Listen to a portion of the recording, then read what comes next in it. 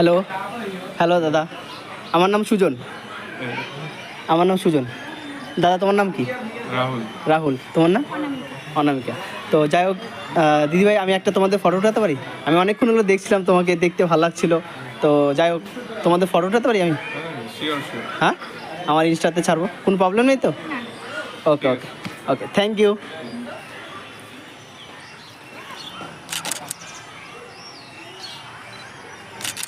দিদি, এই যে তোমাদের গিফট, একটা তোমার, একটা দাদার। ওকে ওকে ওকে, চলো টাটা।